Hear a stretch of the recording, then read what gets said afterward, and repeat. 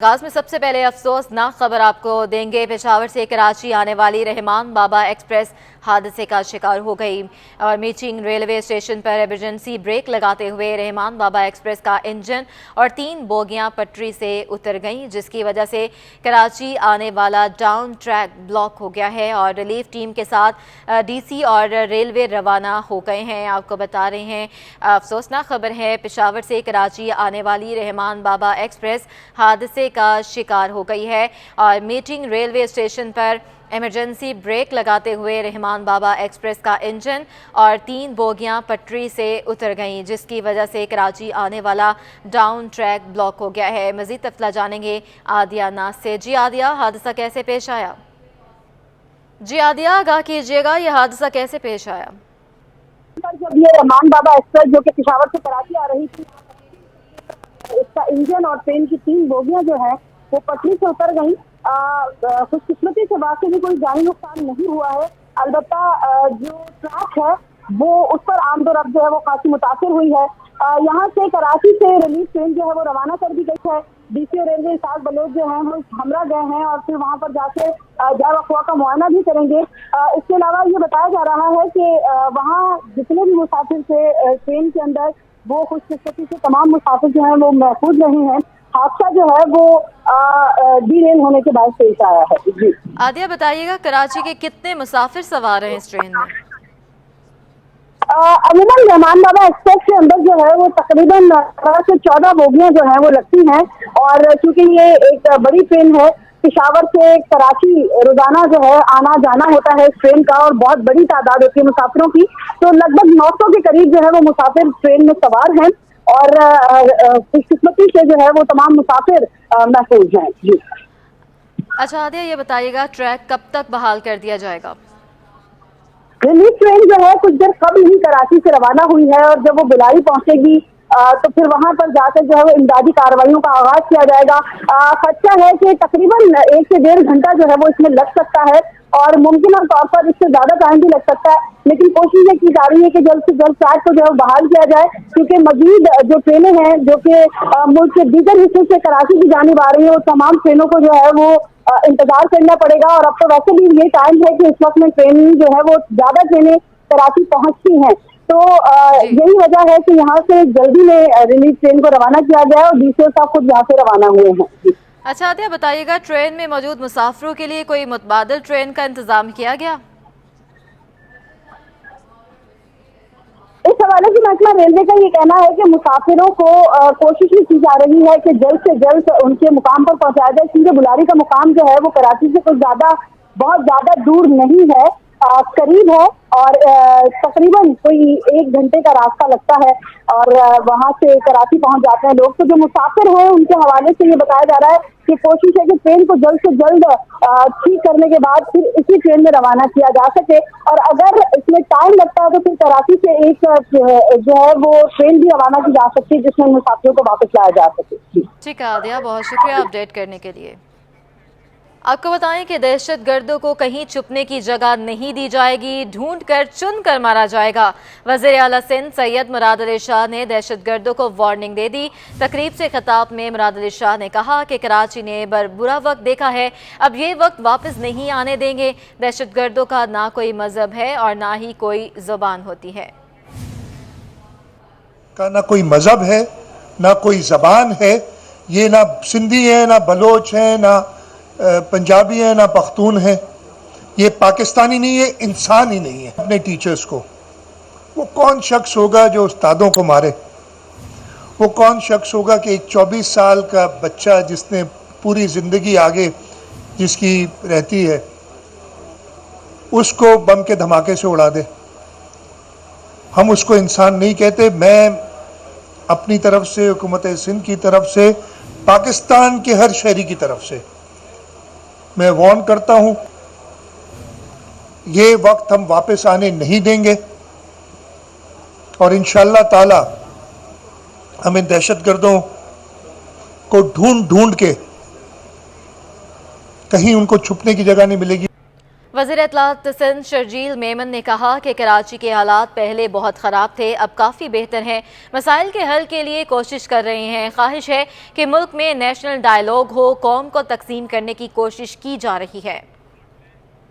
بہتر ہو گئے کراچی کے، پہلے تو حالات بہت خراب تھے، اس میں جرنلسٹ بھی شہید ہوئے، اللہ کا شکر ہے وہ اعلان کریں گے، وہ چیز کریں گے جو کر سکیں گے، جو قانون میں پاسبلٹی ہوگی۔ گورنمنٹ کی ول بالکل کلیئر ہے، آپ لوگوں کو ایک جگہ بٹھانے میں، آپ کو حل کرنے میں، ان کنفیوژن کو دور کرنے میں اگر ہماری کہیں پہ ضرورت ہے تو ہم حاضر ہیں۔ ہمارے ملک پاکستان میں اس وقت جو حالات چل رہے ہیں، جو اس وقت کوشش کی جا رہی ہے کہ ایک قوم کو، آدھی قوم کو ایک نظریے پہ لے کے جائے، آدھی قوم کو دوسرے نظریے پہ لے کے جائے، ہم ڈیوائیڈ ہوتے جا رہے ہیں، پولیٹیکل پارٹیز میں ڈیوائیڈ ہوتے جا رہے ہیں، کبھی کبھی ہم اپنے مسلکوں میں ڈیوائیڈ ہوتے جا رہے ہیں، مختلف طریقے سے ہم ڈیوائیڈ ہوتے جا رہے ہیں۔ میری خواہش ہے ایک نیشنل ڈائیلاگ کر کے سب لوگ ایک پیج پہ آئیں، یہ ملک ہے تو ہم سب لوگ ہیں، ایکسٹرنل چیلنجز بھی ہیں، انٹرنل چیلنجز بھی ہیں۔ کل بھی کراچی میں ایک افسوسناک واقعہ ہوا ہے، کراچی یونیورسٹی میں ایک افسوسناک واقعہ ہوا ہے، تو میں سمجھتا ہوں کہ ہمیں اس وقت کوشش یہ کرنی چاہیے، موقع نہ دیں کہ دشمن ممالک کے لوگ ہمارے ان ڈفرینسز کا کوئی فائدہ اٹھائیں۔ شہر قائد کا موسم کا احوال آپ کو بتائیں تو شہر قائد میں شدید گرمی ہے، درجہ حرارت 40 ڈگری سینٹی گریڈ تک پہنچ گیا ہے۔ شہر میں گرمی اور لو نے ڈیرے ڈال دیے ہیں، گرمی کی شدت 41 ڈگری سینٹی گریڈ محسوس ہونے لگی ہے۔ موسم کا حال بتانے والوں نے کہا ہے کہ درجہ حرارت 40 ڈگری سے اوپر بھی جا سکتا ہے۔ مزید تفصیلات جانیں گے، ہماری نمائندہ عادیہ ناز ہمارے ساتھ موجود ہیں۔ جی عادیہ، بتائیے موسمیات کی جانب سے کیا پیشگوئی کی گئی ہے؟ جانب سے 2 روز قبل پیشگوئی کی گئی تھی کہ کراچی میں 14 تو یہ کوئی درست ثابت ہوئی ہے۔ آج صبح سے ہی کراچی جو ہے وہ شدید گرمی کی لپیٹ میں ہے اور درجہ حرارت جو ہے وہ 40 ڈگری سینٹی گریڈ کراس کر چکا ہے۔ محکمہ موسمیات کا بتانا ہے کہ شام میں کہیں جا کر درجہ حرارت جو ہے وہ زیادہ جو ٹیمپریچر ہمیشہ ہوتا ہے وہ ریکارڈ ہوتا ہے، تو ممکنہ طور پر خدشہ ظاہر کیا جا رہا ہے کہ 40 ڈگری سینٹی گریڈ سے بھی درجہ حرارت جو ہے وہ تجاوز کر سکتا ہے، اور یہی صورتحال جو ہے وہ کل بھی ہوگی۔ شدید لو کی کیفیت ہے کراچی میں کیونکہ سمندری ہوائیں آج صبح سے ہی بند ہیں۔ مغربی اور شمال مغربی ہواؤں کا سلسلہ جاری ہے جو کہ ہمیشہ سے گرم ہوائیں ہوتی ہیں۔ یہ گرم ہوائیں کراچی میں لو کا باعث بن رہی ہیں اور ایسا لگتا ہے کہ فیس کے اوپر جو ہے وہ لو کے تھپیڑے پڑ رہے ہوں۔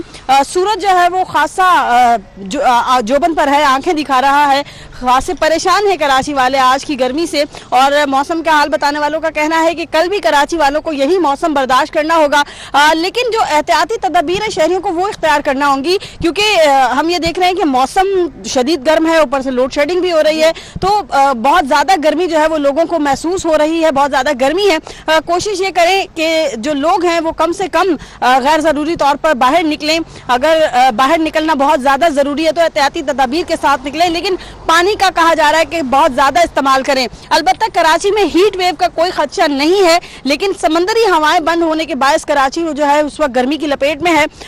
جو ہیومیڈیٹی ہے وہ اس وقت بہت کم ہے، 20% پہ پہنچ گئی ہے۔ کم سے کم آج رات میں جو درجہ حرارت تھا 28.5 ڈگری سینٹی گریڈ جو ہے وہ ریکارڈ ہوا تھا۔ کل بھی کراچی میں یہی کیفیت ہوگی اور کراچی والوں کو کل کا دن بھی یہی گرمی برداشت کرنا ہوگی۔ البتہ کل کے بعد یعنی کہ اتوار سے شہر کا موسم جو ہے وہ معمول پر آنے کی پیشگوئی کی جا رہی ہے۔ جی ٹھیک ہے عادیہ، اپڈیٹ کرنے کا شکریہ۔ جماعت اسلامی نے کراچی میں بجلی اور پانی کی قلت کے خاتمے کے لیے حکومت کو 48 گھنٹے کا الٹیمیٹم دے دیا ہے۔ مظاہرین سے خطاب میں حافظ نعیم الرحمان نے شارع فیصل بند کرنے کی دھمکی دی اور کہا کہ الیکٹرک کی نجکاری سے کارکردگی خراب ہوئی، کہ الیکٹرک کی مرمت پر اربوں روپے کا حساب بھی مانگ لیا۔ کہا کہ شہری بدترین لوڈ شیڈنگ سے پریشان ہے، مافیا کو مزید اجازت نہیں دیں گے۔ 48 گھنٹے میں لوڈ شیڈنگ کی صورتحال ٹھیک نہ ہوئی تو کہ الیکٹرک کے آفس کے باہر دھرنا دیا جائے گا۔ حال میں انہوں نے اپنی جنریشن کی یعنی بجلی کی پیداواری صلاحیت میں اضافہ نہیں کیا، اور جب ان سے سوال کیا جاتا ہے تو یہ ہمیشہ کہتے ہیں کہ ہم پلانٹ لے کر آ رہے ہیں۔ پہلے کوئلے پہ شفٹ کرنے والے پلانٹ بتاتے رہتے تھے، ہم سے پیسے چارج کرتے ہیں، اوور بلنگ کرتے ہیں، لیکن یہ لوڈ شیڈنگ آج بھی ہو رہی ہے اور بدترین گرمی میں لوگ بدترین طریقے سے پریشانی کا شکار ہیں۔ بچوں کے امتحانات ہو رہے ہیں، 17 تاریخ سے یہ بچے پڑھائی نہیں کر سکتے ہیں۔ لوگ جو مزدوری اور محنت کرتے ہیں گھر پہنچتے ہیں تو پانی بھی نہیں ہوتا اور بجلی بھی نہیں ہوتی۔ ایسی صورتحال میں کراچی کے عوام سراپا احتجاج ہے اور مطالبہ کر رہے ہیں کہ فوری طور پر اس کے الیکٹرک کی اس مافیا کا لائسنس کینسل کیا جائے، इसे कौमी तहवील में लिया जाए कि इलेक्ट्रिक के और हुकूमत के इक़दाम का इंतजार कर रहे हैं। 24 घंटे में अगर ये नहीं हुआ तो उसके हेड ऑफिस के ऊपर धरना देंगे और 20 मई को इंशाअल्लाह वाटर बोर्ड के जो यहाँ पर मरकजी हेड ऑफिस है उसके ऑफिस पर धरना देंगे और शाहराह फैसल को ब्लॉक करेंगे। हमें सवाल भी करना है और जवाब भी हासिल करना है, एहतजाज भी करना है और अपना हक भी छीनना है। इंशाअल्लाह जमात इस्लामी कराची के 3 करोड़ से ज्यादा लोगों को तना नहीं छोड़ेगी। हम उनके लिए जिद्दोजहद कर रहे हैं और इंशाअल्लाह ताला अपना हक छीन कर रहेंगे। Chairman businessman group Zubair Motiwala ने कहा है कि कराची में ना गैस है ना बिजली। एनर्जी बहरान के बायस एक्सपोर्ट में कमी आने लगी है। तकरीब से खिताब में जुबैर मोतीवाला ने वज़ीर आला से गैस बहरान पर सुई गैस से जवाब मांगने का मुतालबा कर दिया। कहा सिंध हुकूमत का 95% टैक्स कराची से जमा होता है। कराची चैम्बर बजट में तजावीज़ में अहम किरदार अदा करता है। By exhibiting these goods, and when you're visiting those stalls, you'll see that what kind of products we're making, how good they are, what is the quality, what is the price. You can always see and convey the same, that Pakistan is a destination where you should start importing goods. Karachi, as Idris was telling you, that it is 54% of the exports of Pakistan are from Karachi. And look at the population.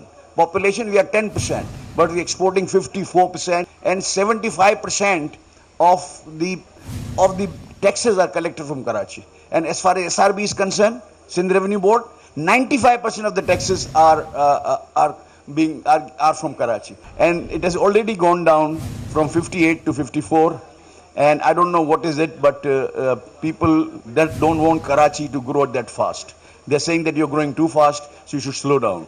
And to slowing down, the energy crisis has been created, or energy crisis is there. It is an international crisis, but I think for Karachi in particular, it is now in this summer season where we don't want gas at domestic and everywhere. We are closed since Monday morning, and there's no pressures of the gas, and they are not letting take RLNG.